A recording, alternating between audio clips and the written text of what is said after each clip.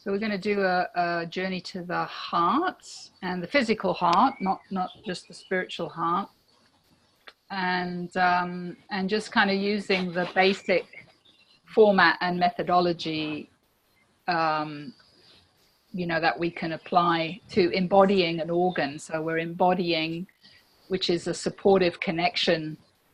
And it also helps establish a two-way communication, because for many people, and particularly you two who have what I had, which is this lack of awareness when it comes to the body, it's because there's elements of freeze or significant trauma where you've gone up and you're up, and this thing is sending information down, but the information from the body may not be, and that's often the throat, Wendy, as well, is not coming up through expression, you know, like speaking and saying what you need, and your own power and getting your needs met and all that kind of stuff.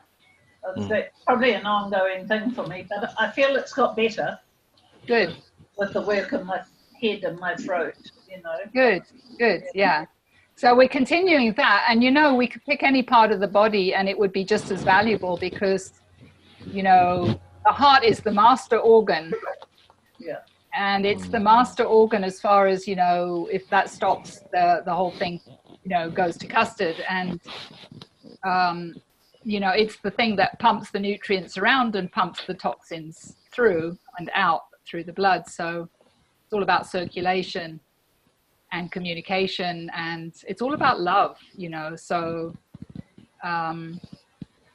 heartbeats and the rhythm of your heart are very important. Of course, you know that when you get either excited or stressed or panicky, then the heart can start racing.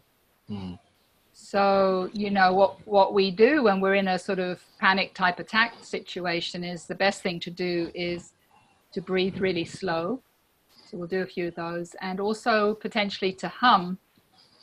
And humming innervates the vagus nerve, which helps you access the body, which is where you'll find peace and connection and calmness.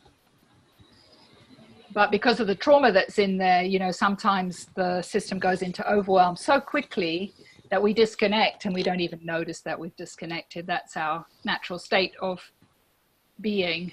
Yeah, so you know, overwhelm is such a fundamental piece.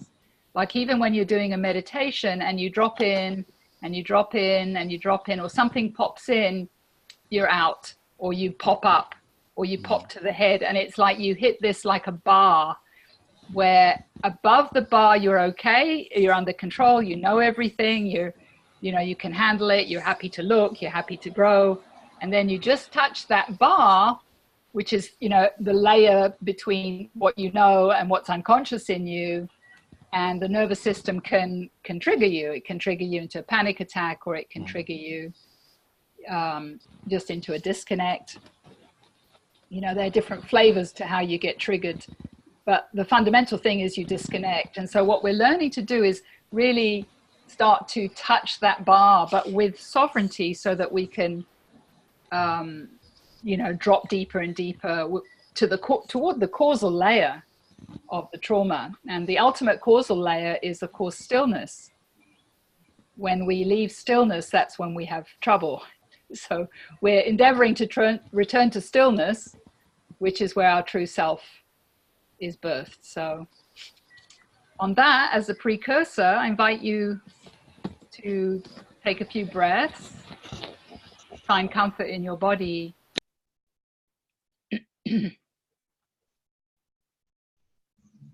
And just focus 2 or 3 breaths on increasing the length of the out breath and slowing the whole breath down, while at the same time as you're doing that, feeling into the felt sense of your field.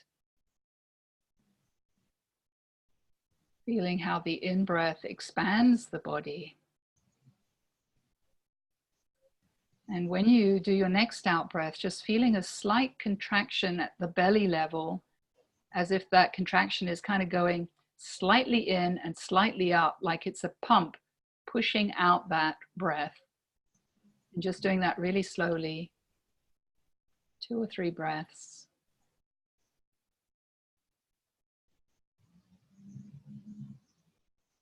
Out through your mouth. And also feeling that whatever came with you here, whatever you brought from your day or from your week, that is not required. That as you take that out breath, letting that air out through your mouth, that you're also inviting whatever's there that's not necessary for this journey, whatever's not serving you, to be released with that out breath.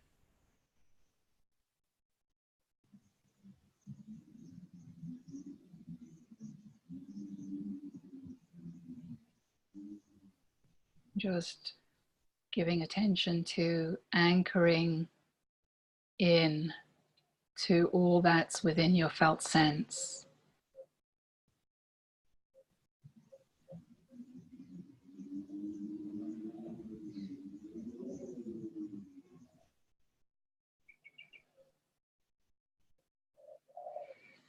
And on your in-breath, just anchoring into this felt sense position of this is me. It's like there's a real connection and a real touching and a real sincerity about ownership of this experience. This is me right now.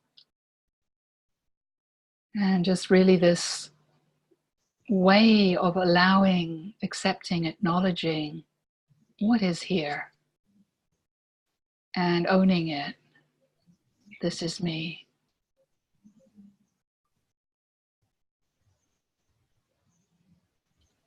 And just, you know, I'm inviting you to firstly sense the subtleties within the position or the attitude, the orientation of being here right now in this session. Just noticing it, even if you can't find a word, but noticing that familiar flavor of how you show up, that sense of I.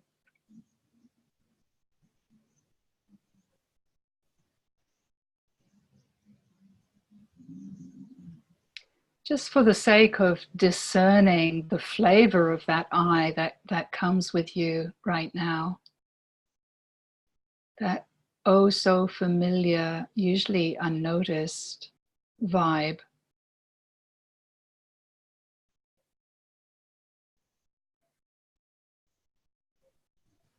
Not with any idea of it being wrong, but with an idea of integration. Discernment provides integration, and love is the alchemy. So it's like this welcome. I'm finding all the parts. All of them are welcome. The sensations, the aches and pains,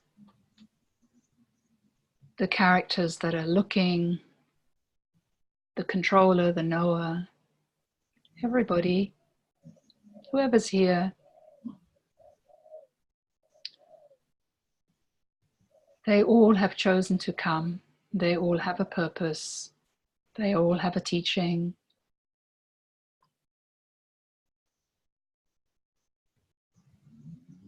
So, and the discernment is like an opportunity to make contact and to kind of say, thank you, you're welcome, come here, I see you, join us.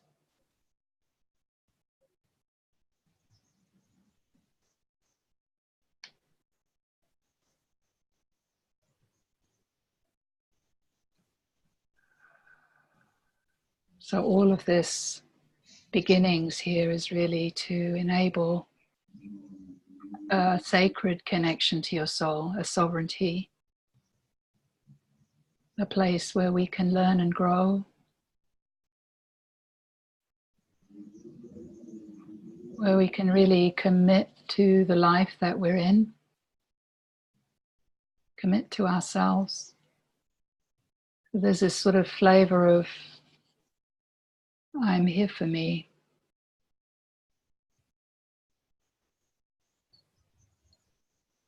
So whether you get it from my words or whether you just use my words to feel what it feels like to be here for you right now, and notice if it feels like you are or if some part feels like it's not.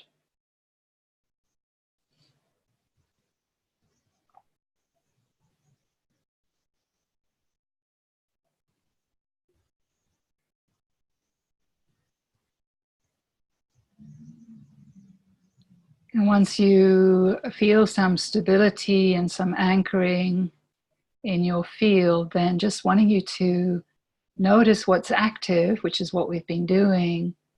Notice the flavors and vibrations of what's active in the field. Sensations, pains, emotions, senses of self.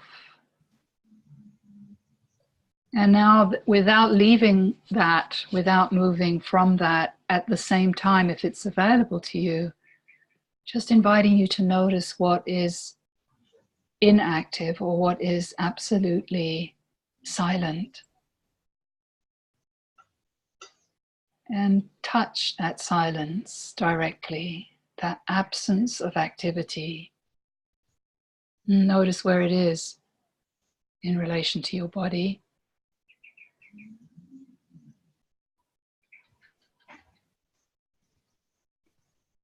And by having both the active and the inactive available, there's a contrasting. It's like by having the contrast, we can see more clearly.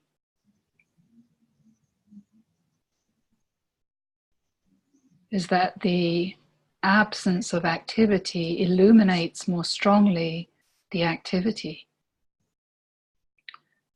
It also has the potential to integrate.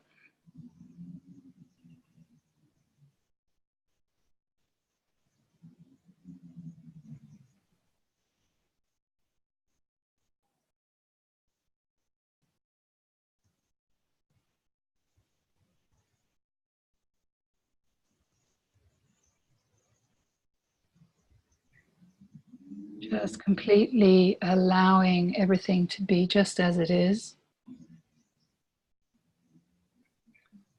It's really through this acceptance, allowing, connection, that curiosity can be birthed. If we're busy in resistance, there's no curiosity, there's no learning. And curiosity is really something that you can invite, but you can't make it. You can't make yourself be curious. If you're in a trauma response, there's always a resistor. If you're in a learning, evolving connection, then curiosity it naturally arises. It's naturally you.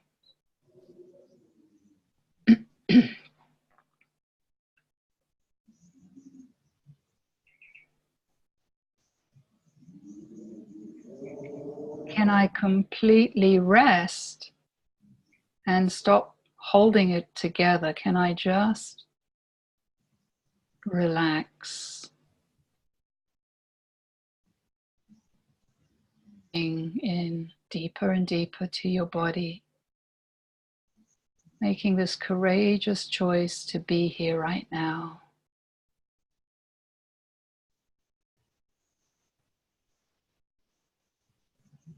And feeling the support of the group that we're here together.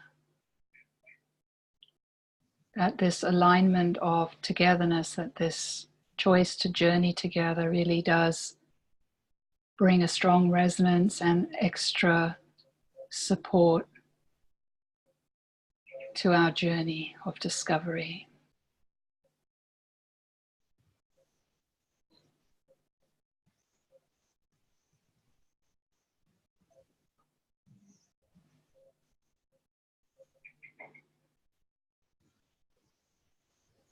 And see if you can maintain a connection with stillness, or at least notice when it comes and goes.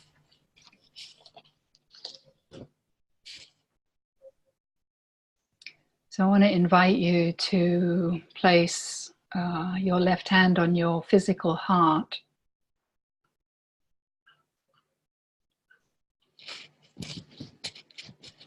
And find comfort there, so that your elbow can relax. Maybe you put a pillow underneath it, or you lean back in a certain way where the arm is not making any effort to be where it is. And your hand can just rest on your physical heart, on your body. And just feel the place that your hand touches you.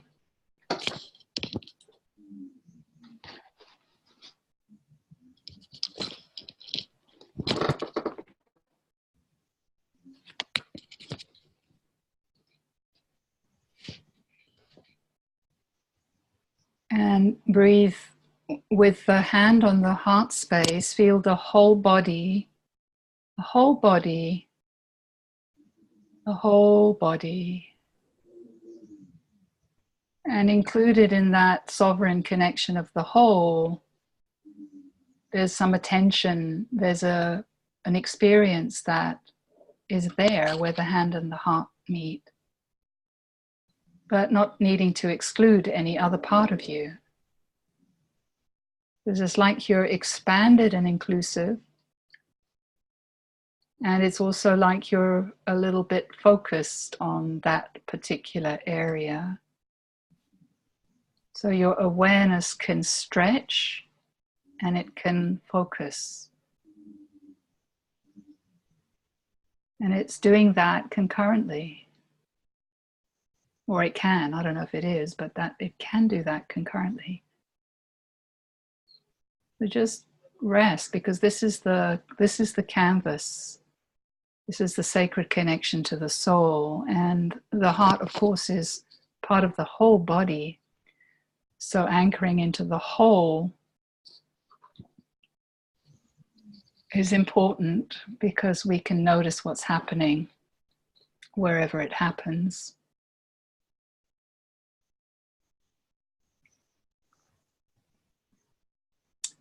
So I want you to get a sense of a sandwich here. So perhaps you can feel the hand on the heart as the front of the sandwich, and the back on the chair whatever you're leaning against, as the back of the sandwich.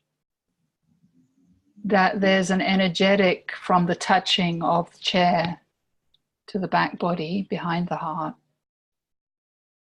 And there's an energetic of the hand to the front body. And that you can feel the whole holograph, so it's 3D. And just wanting you to use your awareness to travel between the back and the front. Noticing the differences. What does the front feel like? What does the back feel like?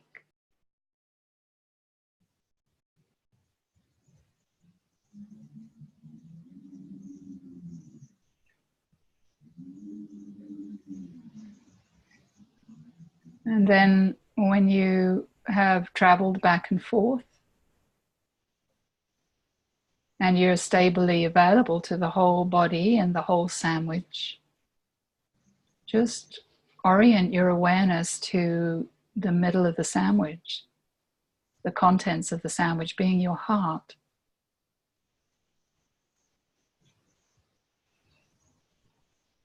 And just allow it to be just as it is.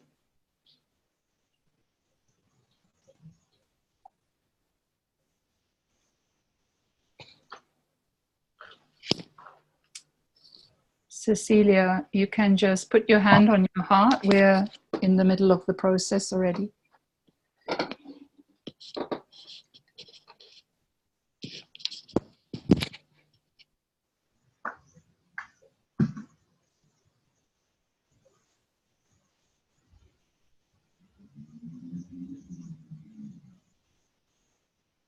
So just feeling the organ, that's your physical heart. We've had a picture to look at and a diagram, but just see how you perceive it. Can you sense its size and its shape, the space that it occupies within the center, between the front and the back, between your hand and the chair?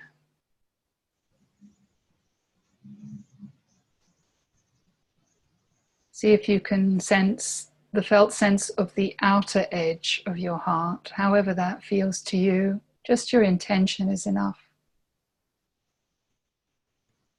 And realize that we're not doing anything, we're listening, we're making contact, we're establishing a two-way communication to the physicality of the heart. And that this is a great honoring of the heart and all that she or he does to enable our life.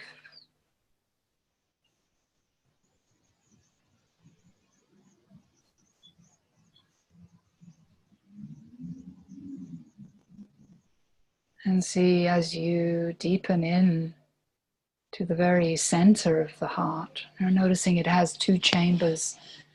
If you can sense that or not, a moment.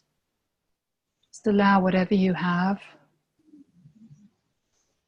And with your process, if you notice that the heart is beating, if you experience it that way, or if you are not able to feel the beating, it's okay. Whatever you get is fine. It's like we really want your heart to know not that you're trying to do anything, but rather that you're appreciating, establishing a connection, and listening deeply through the language of love, the field of energy.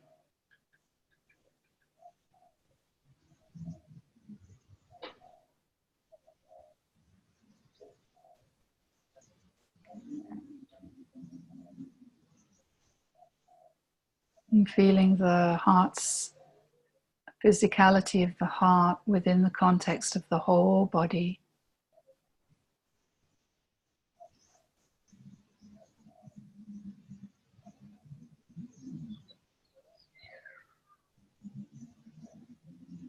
If you can feel the beat, I want to invite you to Anchor into the heart and feel your next in-breath meet you in the heart, as if the breath, the hand, the back of the sofa, all of these pieces, threads come together in the connection at the point as you breathe into your heart and breathe out from your heart. Just taking several breaths like that, as if the breath has eyes, as if your awareness is deeply and intimately related to the breath, to the body.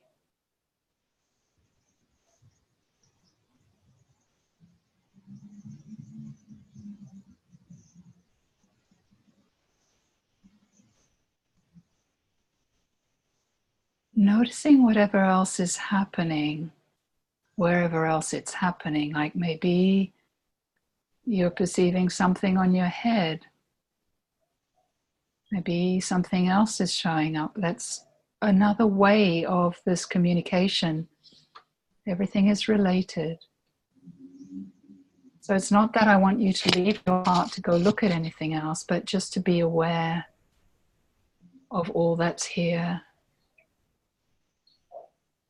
And through that awareness, we can see the relativity between different things, that when I breathe in this way, my beat slows down, sensation in my head changes, whatever, is happening for you. This is the learning.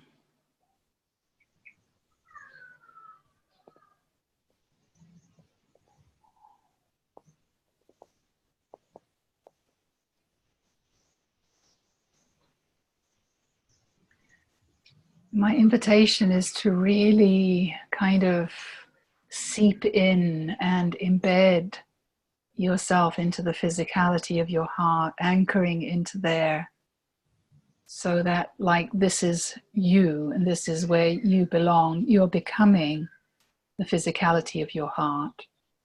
You become so absorbed, so connected, so enmeshed in this place. You can still feel the rest of you, but you're centered here.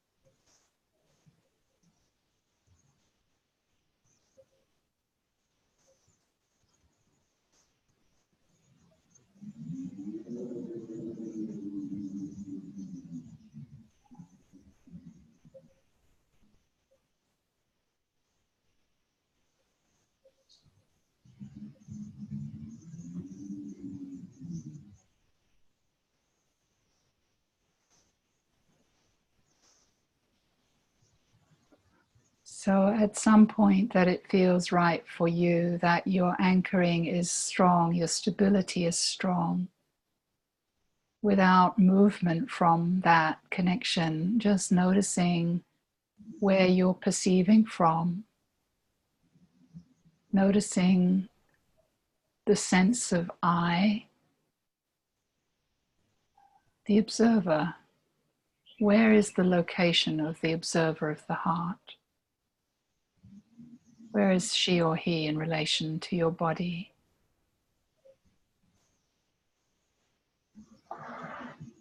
Not leaving your heart to find him or her, but staying here, but just opening up to include the observer.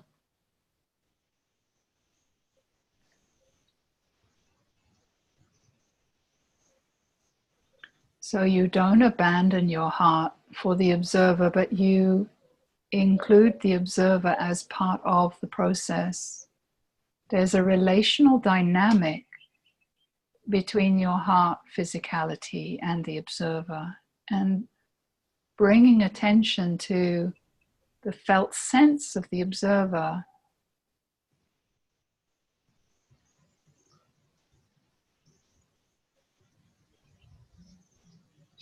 can shift the field, because something that's usually not seen or included becomes available. And also we start to disidentify from the position of the observer. We move more to the position of pure awareness, because pure awareness can see the observer, but the observer itself cannot see itself.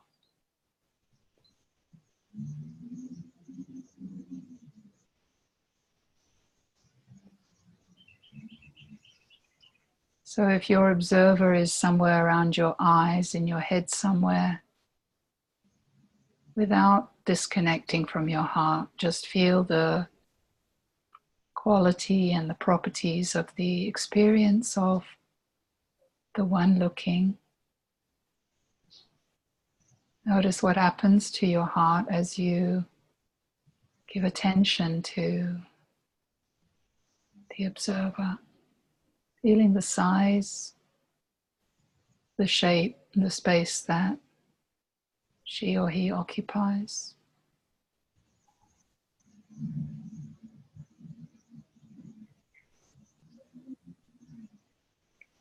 Including and allowing the observer to be part of the whole, feeling the whole.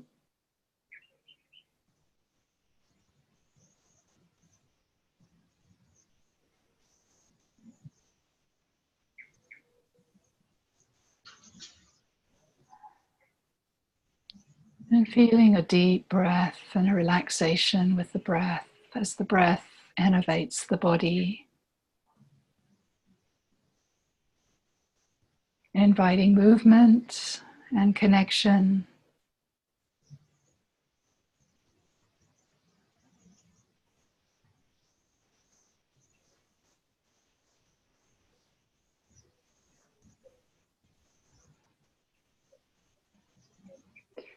And just without leaving wherever you are, whatever you've got, just inviting you to notice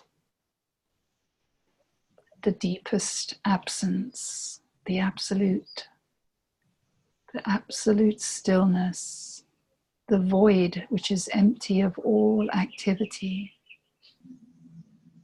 the space between things, just touching that vibe, noticing where that inhabits you, and just noticing where it is in relation to your body. Is it inside or outside? Is it everywhere or somewhere? Wherever it is, touch it, know it directly, this absolute stillness.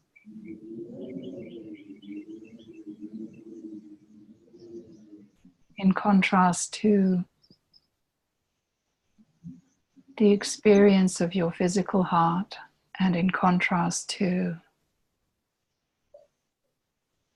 the observer.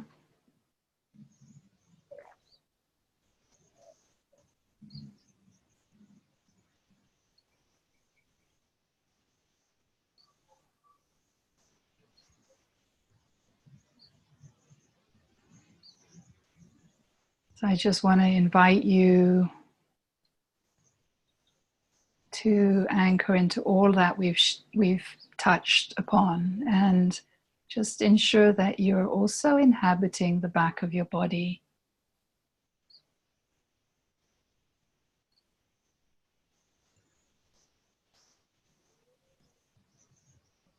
Notice what happens in the rest of your body when you inhabit the back of the body.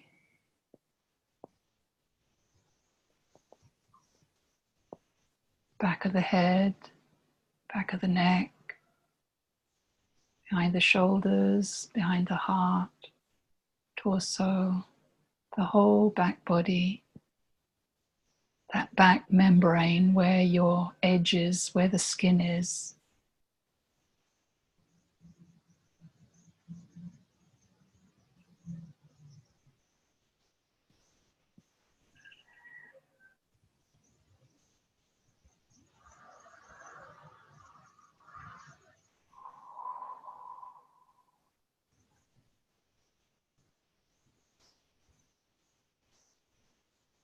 And I want you to hold still and steady in that back membrane.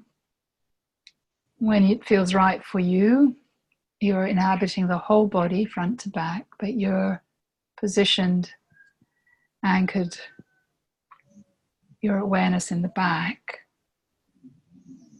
And then just when it feels right for you, just move yourself behind the back membrane and become aware of what it feels like behind you, behind the back membrane, behind the seer.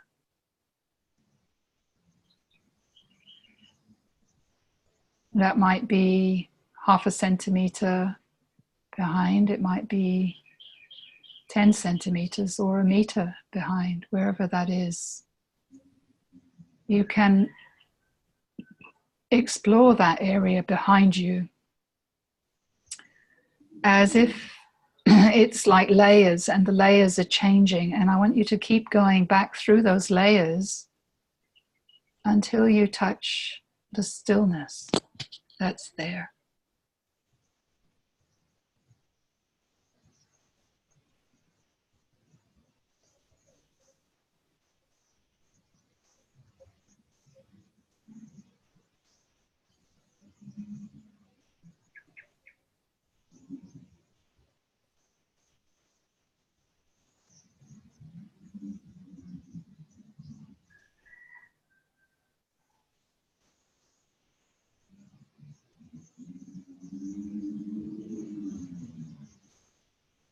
What does it feel like, that stillness, however far back you have to go?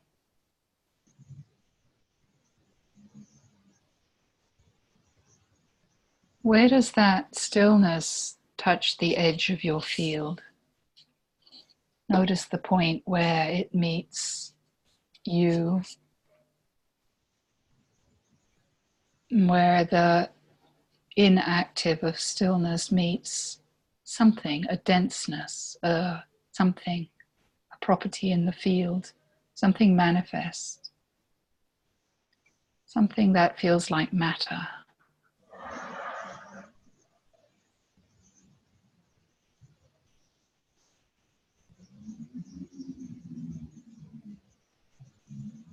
And again, we're just contrasting stillness with the back membrane. That membrane can be very thin or very thick, and it can feel like there are layers of density that kind of get less dense as you go back. Or maybe not, maybe something else. What is it like for you? And tracking what's happening in your whole field, including your physicality in the heart.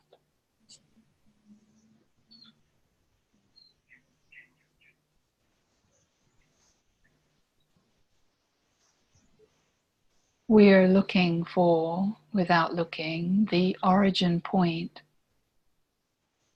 of the heart, the birthing place of the heart is always going to be stillness. It's a little bit like crossing an event horizon of time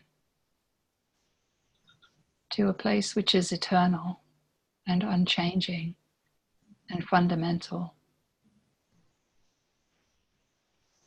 to that ground of being that's always here in you, waiting for you to discover it.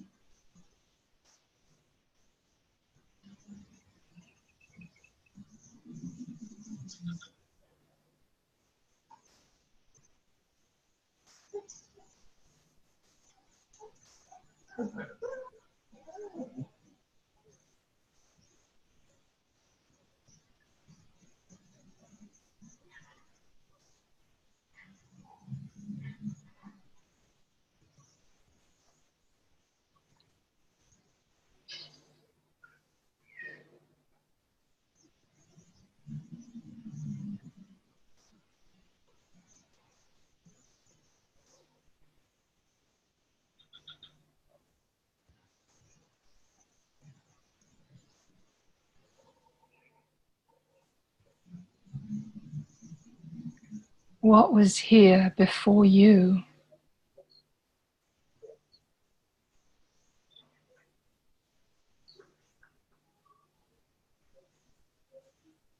Before anything ever happened? What was here? It's here now. What's here that never changes? What's here that's common to all things?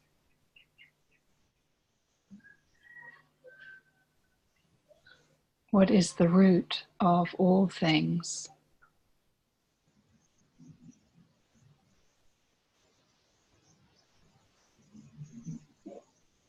And just touch that. Just touch it and know it directly. And breathe with it.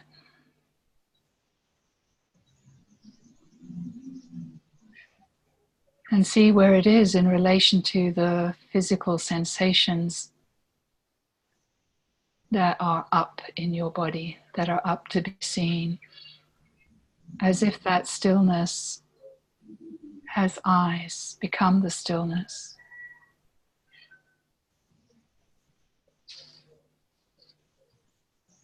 And as if the stillness is touching the physicality, the sensation. Notice the place where they meet.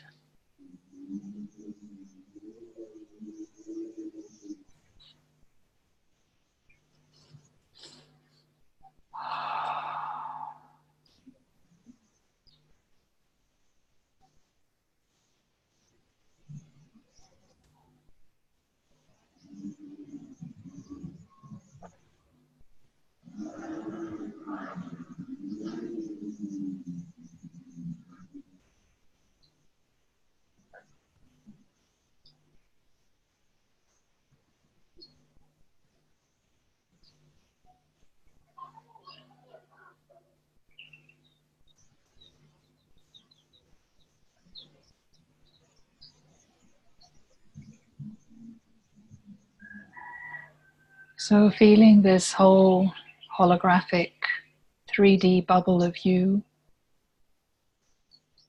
being aware of whatever sensations are here, and being aware in particular of your physicality in the heart. I want to invite you just to move your awareness to the center of your chest, to your heart center, the spiritual heart, without leaving the physicality. The physicality is matter. It's what it is on earth, in the body. The seed of that is derived out of the deepest core of your heart center. And so I'm inviting you to journey with me, with us as a group, through that heart space. You can move your hand there if it's helpful. Move yourself all the way down into the deepest center of your being, between the back and the front of you. There's a triangle there, and on the top of that triangle is a point of light.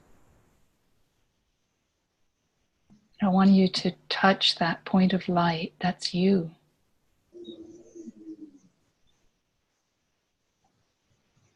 And let that light radiate through your whole system. Let it radiate onto your physical heart. Notice if they meet. Let them cohabit, your spiritual heart and your earth heart.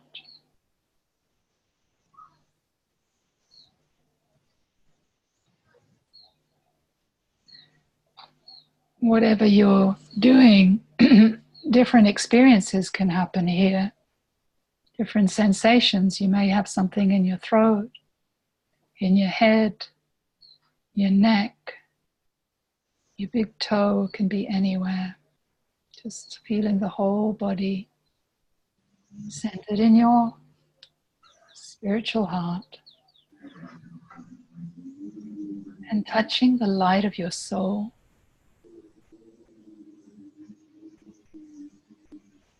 And without leaving that light, there's a layer deeper than the light. There's a place beyond the light. It's the deepest core of your heart, the absolute, the birthplace of all things and all no things. And just see if you can bring yourself into that deeper place of emptiness. And let that emptiness or absence commingle with your heart light.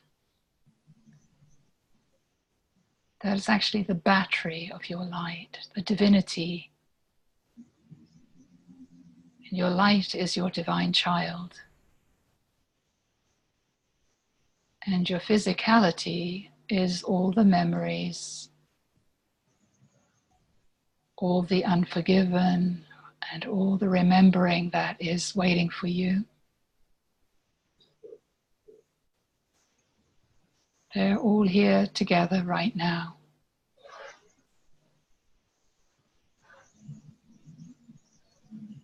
The teacher and the lessons, the truth and the love and the light of you, the gift that you came to be in the world. Feel your gift.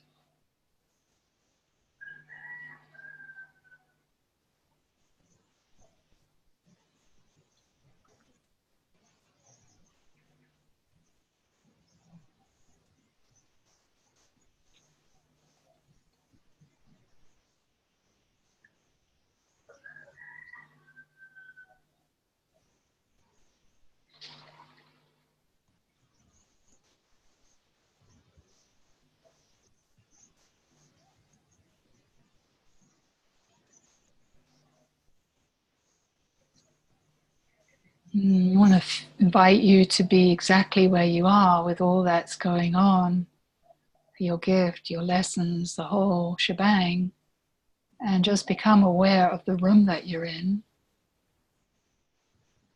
the day that you're in, the time that you're in, the people that are part of your world.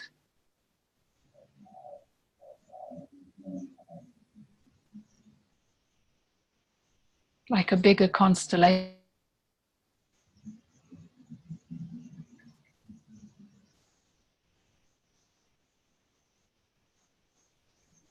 That everything out there in the macro is serving to help you remember who you are, either by giving you a lesson or inspiring you more toward your gift.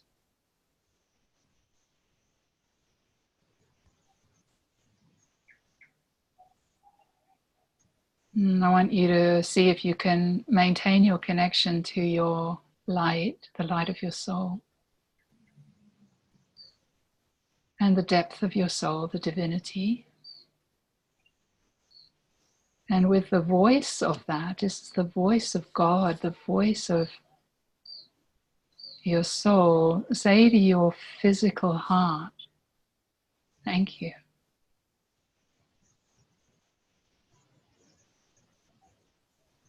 You are the mystery that keeps my life moving.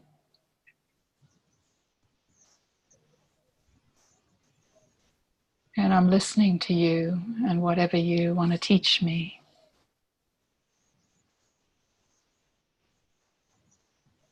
Just feel a sense of absolute gratitude for your heart and your whole body, for your life, and for all the group, the people in your world, for your home, for your journey, for your opportunity.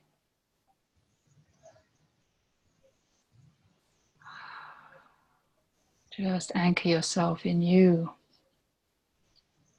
as you move through the world and all its parts.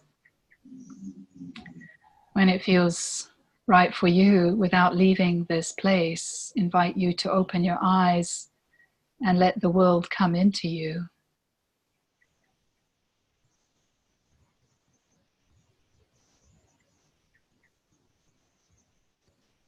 See if you can maintain this stable connection with your eyes open.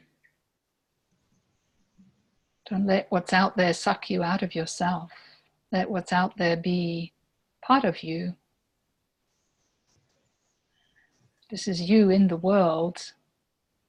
Your eyes are like a doorway into your soul. I think they call it the window to the soul.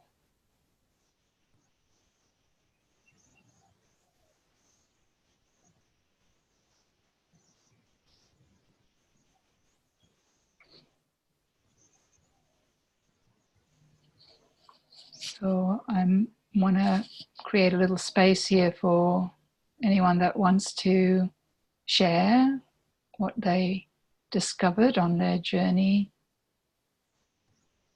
the gifts, the challenges. What did you? It's not compulsory to share, but it's welcome to do so.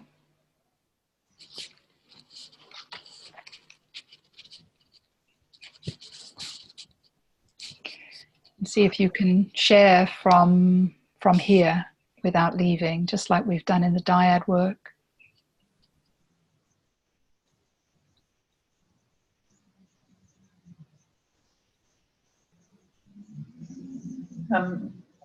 I'll go first, if that's all right.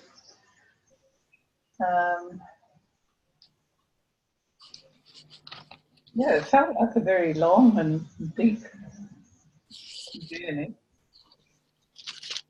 I felt a deep sense of ease. And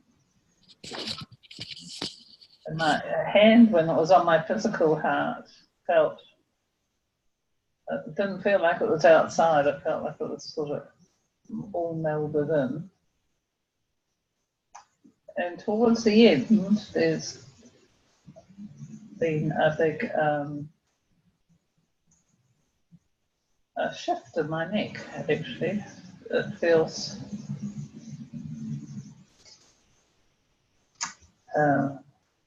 much more comfortable and less of a strain to hold my head up. Great. What a powerful heart you have. Yeah, it reached that far. Yes, a very lovely, wonderful experience. Thank you. You're welcome, Wendy. And I think it's so lovely. Your illustration is so relevant that, you know, we can focus on something as if the problem is there and forget that everything is interconnected. Everything is in communication with everything else. And everything is doing its best to serve you. And what's actually in the way is me, how I look and how I perceive. And so developing this relational dynamic with the body and the parts of the body, you know, is a way to heal the whole body, and also to bring awareness to what's been missing, like what we haven't been feeling is the body. Even when we're energetically looking at the body, if we don't notice who's looking, we can't see what we can't see. The looker is excluded from having information because of the looker's orientation.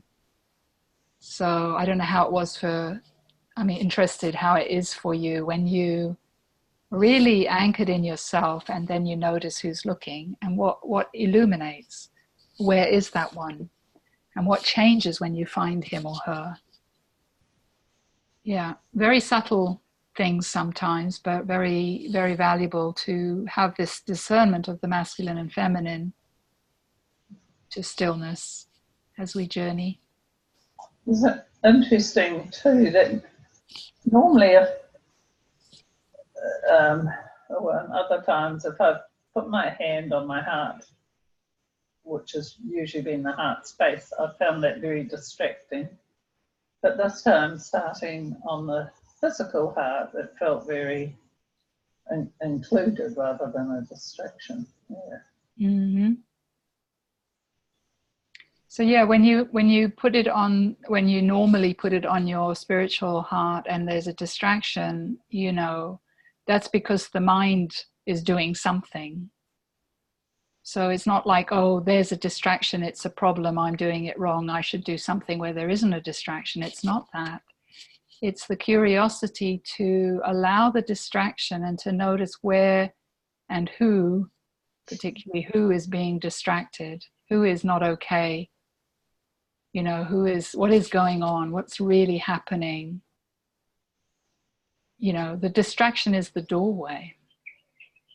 And it's so easy, again and again and again, it's so seductive to have an agenda, to have a timeline, and to become kind of rigid in our meditation practice of how it has been and how it should be and what I'd like it to be, and not realizing that, you know, the distractions are the door, the distractions that come, you know, have value. That's what's happening in the moment. So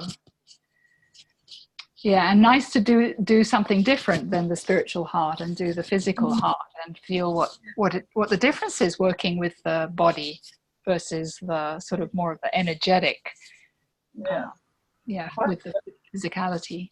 Different feeling, yeah. Mm-hmm. Yeah, the distraction that I felt, I don't know if that was the right word, but when in the past, when I've put my hand on my spiritual heart, that has taken me, it felt like it took me out of my heart space more than anchoring. You know, I felt my heart stronger when my hand wasn't there. So, yeah, this is a complete difference, which is great. Right. Well, there's quite a bit in there that you could unpick. Like if I just go to my spiritual heart, you know, I can do that. When I put my hand there, it's kind of a little bit like the hand is the physicality, and the spiritual heart, you know, might be easier for you to access without the physicality. And it's all about integrating the differences. So, you know, whether we call it distraction or something else, just the fact that there's something different that happens when I just go to my heart center versus when I put my hand on my heart center. Yeah. What is that difference? And, you know, what is really going on? Why is there a difference? You know, it's like you can either move into a position about, oh, I'm just going to do it this way because it works this way, or you can move into something beyond that, which is the curiosity to explore and learn, because there's something going on when you do it one way, which is different to when you do it another way. Thank you, Wendy. That's really awesome. Really great. Yeah.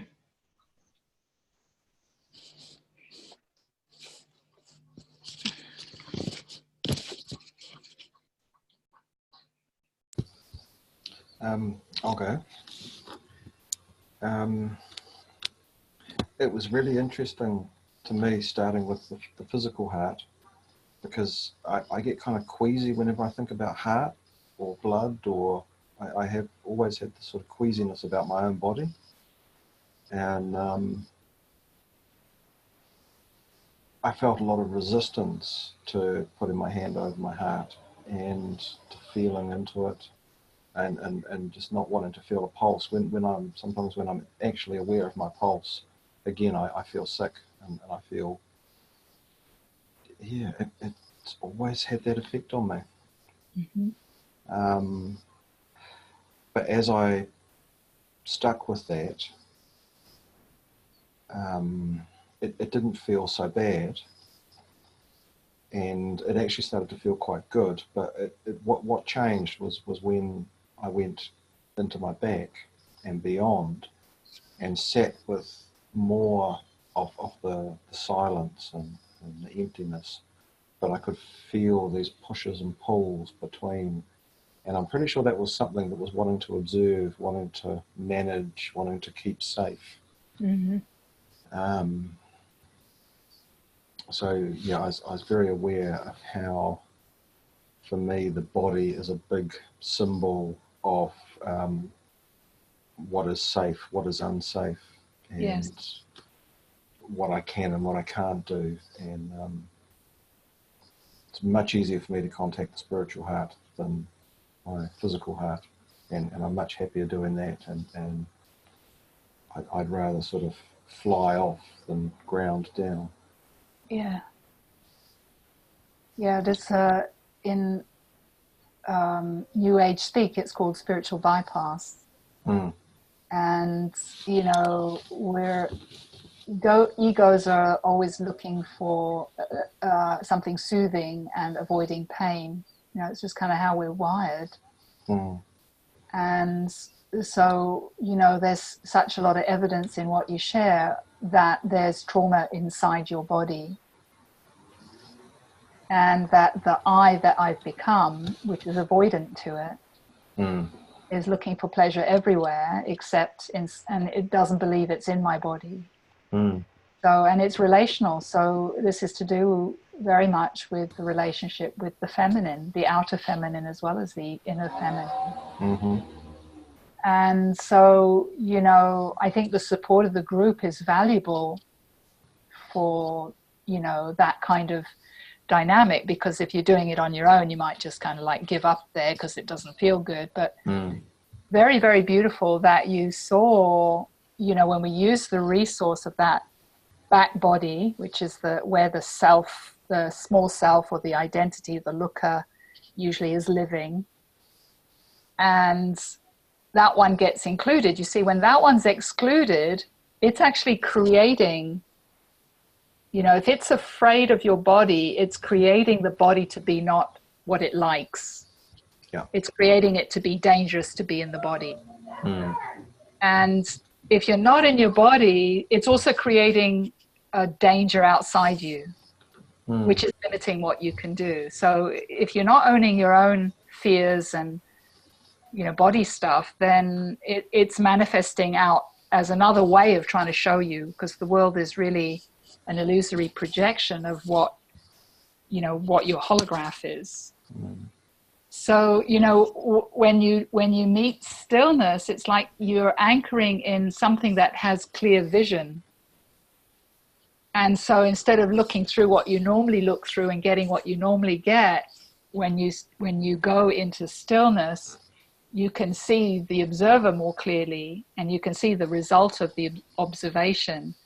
And then there's this change, and the pulling back and forth is just, you know, a lack of stability with stillness, because the thing that the ego is most afraid of is stillness, because it'll die there. Yeah. And, you know, what we're actually talking about in some way is death trauma, because, you know, I won't go in the body because I'll die there. You know, like there's blood there and there's things happening and I have no control over that. That's the feminine.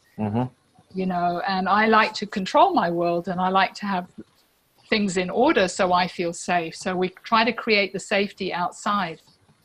And what tends to happen is that we just limit and limit and limit what we can do, because safety shrinks us, or the need for safety shrinks us. And what we're doing is this, what I was talking about earlier about overwhelm, is we're pushing against that edge. That's, instead of shrinking, we're pushing against it. And if we're pushing against it, you know, like when you face a fear, when you meet it directly, it dissolves because it's not true. You know, but if you're the one looking at it with the eyes of projecting danger, then you'll never see that. Which is what most trauma healing kind of methodologies are doing. They're based in a dualistic relational dynamic that's not noticing the creation of it. So, you know, very, very interesting journey that you had, and very interesting that you see what stillness and the back body can do to the relational dynamic with the physical heart. And yeah, good stuff. Thank you. Thank you for sharing it.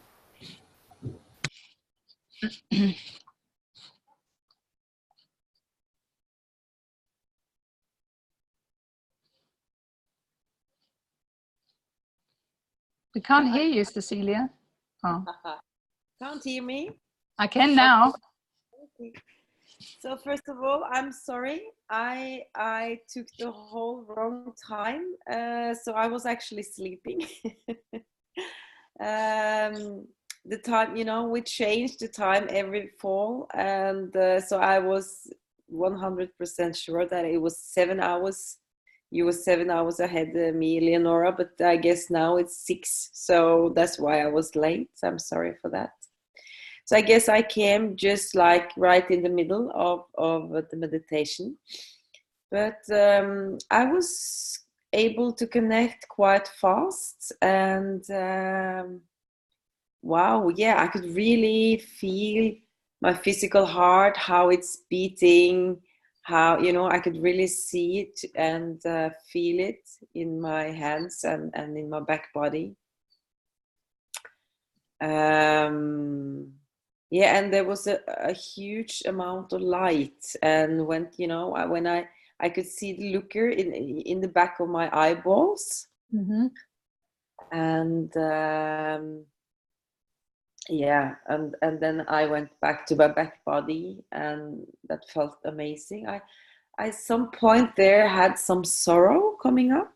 Mm-hmm.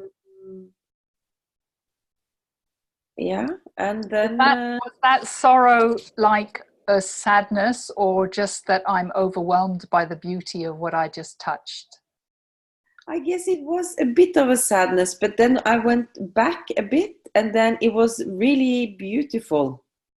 It was yeah, like a bit overwhelming, and how, you know, how the physical heart helps the body.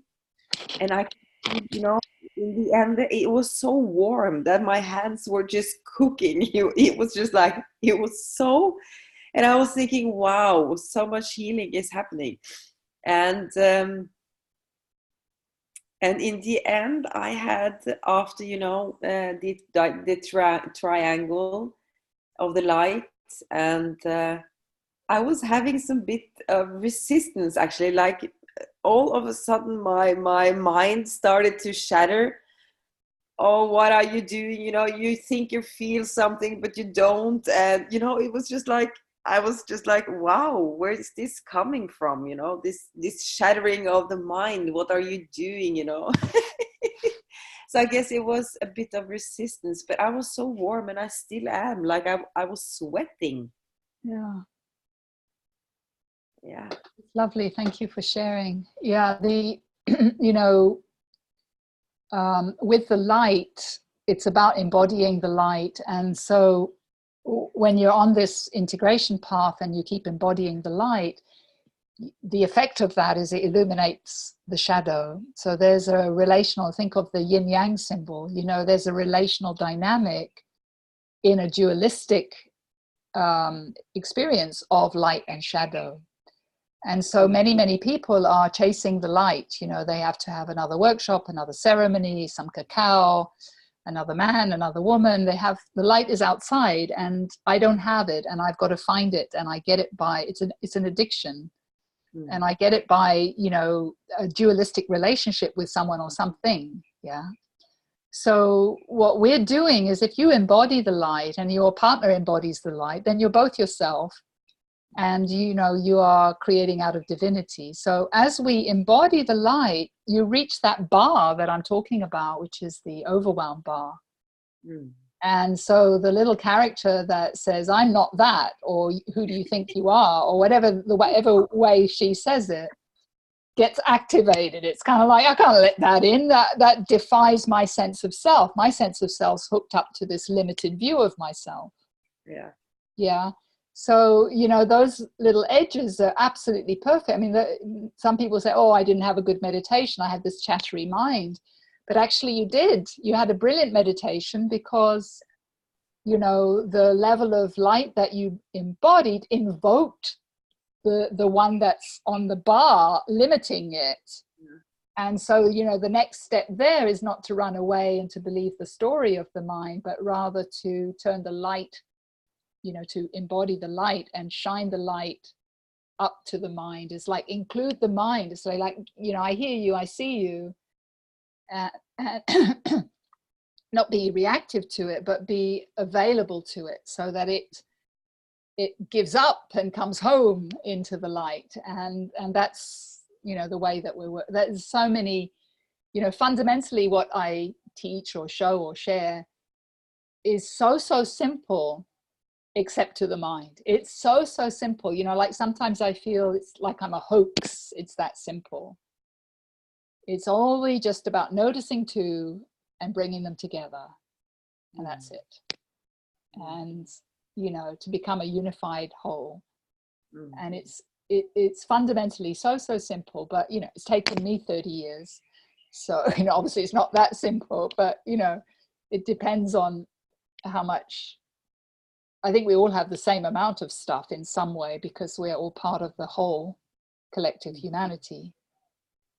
And yeah, it was great, because it's a long time since I had that resistance. What are you doing? You think you feel something, but you're not. It was just like, wow, because before that I had like a huge integration of light, and it was it was so much heat, especially in my chest area. It was a lot of heat, and I can really feel. Well, you said before that I had so much light. Exactly. Yeah. You had so much light that this shadow pops it, got illuminated, and going, hang on a sec, that's enough. You're taking me outside my, my belief of who I am, so that's exactly what happens. Yeah. It's a real validation for what I'm saying, because, I guess like for me, I've been doing it, and I see and I see and I see, and this is, it's not about what I say, but it's like I'm reflecting this back to you, so that you acknowledge and notice the relational dynamic between the light and the shadow. And that is a good meditation. So it's like people have this illusory idea that they're going to find a state of consciousness. I actually want to share that with you, because I want to write a little piece about, can you have the highest states of consciousness and be super traumatized at the same time? And many people have this illusory idea that, you wake up and then you're done.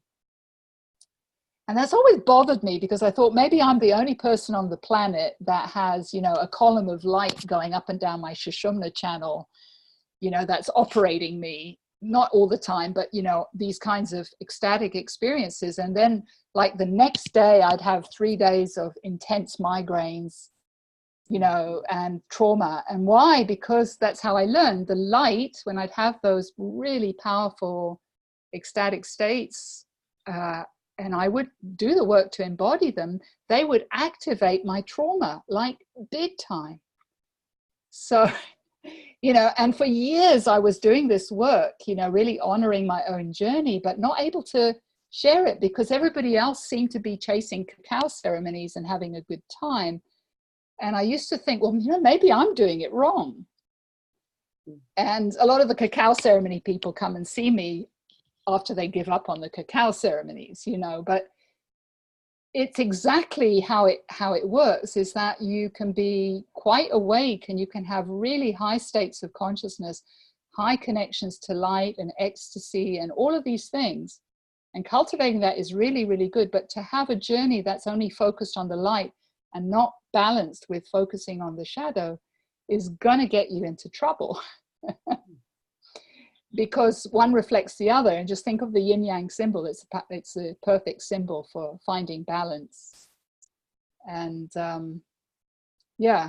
anyway, so very, very nice. All of you had some very powerful experiences for where you are. And lovely. And for me also was a very nice journey to feel my heart with all of you, and feel the contrasts of the physicality and my spirit body, bring them closer together as usual. So it was very nice for me. And thank you for being part of the group and sharing so sweetly with all of us. I just want to say also that I love this together meditation. Healing group. Even though I was a bit too late, I learned my lesson now, that I need to think of the time change in my own country due to you. But this is really powerful, to come together. So I love this. So I say yes tomorrow. Okay, great. Thank you. That's good to know. Yeah, I've always found healing groups really, really valuable. There's something about, the amplification of the field. It's easy, it's better than watching the video afterwards, even though you can get it from watching the video. You can get the energy from the field. You can get it from reading words on a page. You can feel the energy of the person that wrote the words on the page. So it's not like 100% necessary, but it is a valuable thing. And I've always felt that for people, that these group journeys have something special. Yeah. They bring out the best in all of us. I agree. They're very powerful doing it. Yeah. Yeah. Well, I'm very, very happy to do more. I mean, the heart is a big one. All the organs are valuable. And I think the eyes are a big one too. And I know that Shu is working with his eyes, and the eyes are really about the looker. So, maybe we'll do the eyes for the next one. That would be awesome. Yeah. That would be cool. Yeah. Yeah. Okay. I'll be here for the next one. So well, maybe you'll change your mind, Wendy. We'd love you to stay. maybe if you could just come into this part of it. Well, send us a message. If you want to stay, I'd love to find a way to enable that, because you've done it. We've nearly been going a year as a group, which is awesome. Yeah. And I'll put something in the group. I'm thinking about, like, let's have a review window. Maybe I was thinking that as a sort of habit, we would do one healing group a month and one social kind of reporting connection kind of thing once a month. So there'll be 2 group meetings a month. That feels like a rhythm that can, that has enough spaces in it. Yeah. And I was feeling like, just reviewing. I always do that this time of year, coming up to Christmas and New Year's. It's kind of like, wow, what did I learn this year? And, what's actually happened this year, and how have I changed who I am? And, just a real honoring and a ceremony. We may not do that for the next one, but we may do that for the sort of New Year, as a sort of a group ceremony of letting go and reviewing what we've covered and what we've learned and how we've changed, what we want to let go of and what we are holding to take us forward for the coming 2020, which is a very, very powerful year, moving us more and more deeply into the Aquarian age. There's a lot of galactic and planetary alignments that are going to really shift some energies. So, how do we want to line up with those for this coming year? I've got all sorts of ideas. I was looking at, going to see the Oracle at Delphi in Greece, and how do I want to really bring all these different timelines together from the ancient past and from Christianity and, this work and so on. I don't really know how to do that, but I'm, feeling some things. My health is so much better. I'm sleeping, my energy's improving. I've still got a lot of shit to do and I can feel it. But it's really reversing disease, which is, it's like I just thought that you could do it, but I didn't know how. And you can do it. So I think that's pretty awesome. I don't know what I'm going to do with that information. There's like books that want to be written and, things that need to happen. And you just have to do it really slowly. Otherwise I get overwhelmed. So I'm really looking forward to evolving our group and how we spend time and what ways we find to do things, like you guys are teaching me so much, helping me find different ways that we can create exercises that really support your journey. And so it's been really, really, really valuable for me, and I really appreciate having this, it's like a little laboratory. You guys are like the mice. Spinning our wheels. Yeah, yeah, you're on your little micey wheels. Yeah, exactly. Yeah, I mean that in the sweetest way. You're my lab rats. Lab rats. Wonderful. Yeah, yeah, yeah. You know, you do all these things in yourself, and you kind of know them, but you don't know what you know, and it's really the expression of trying to share it that puts it into some sort of form. And I'm hoping next week, I've kind of done my presentation, though I'm getting a little bit fancy schmancy with it, which is a map of this work, and it will be a video. And I found a graphic designer that will help, and I found somebody who can put it into movies and integrate it with little video clips and all sorts of things, you know. So, but I actually am going to run through a draft. I'll just flick it through Zoom, and I'm going to run through a draft and just post it in our group so that I have a sense of what it feels like to share it, and also some feedback from you guys about, like, I don't know what you're talking about, Leonore, I'm totally lost, or wow, that really helped me, or, you know.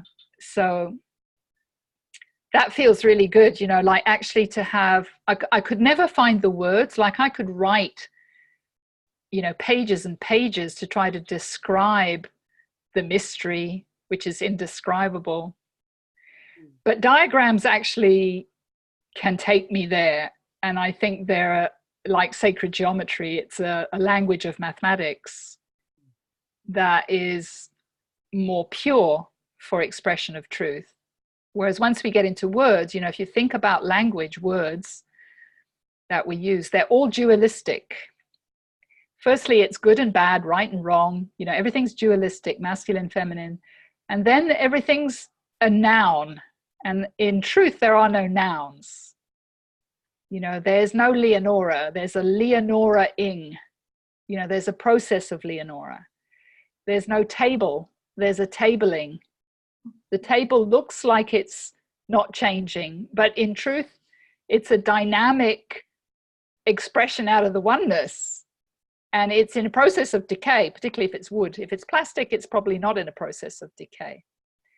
So, you know, if you think of our language, and I've been struggling with our language, and I think sometimes I'm quite eloquent, but I'm constantly misunderstood, you know, and it's kind of like, well, I give up, you know, why bother, you know, to try and put all this amazing stuff in words. And yet my soul is going, you know, you got to heal your throat chakra so that you can find a way to express in a language that's a little bit closer to the language of love and closer to truth and something more universal.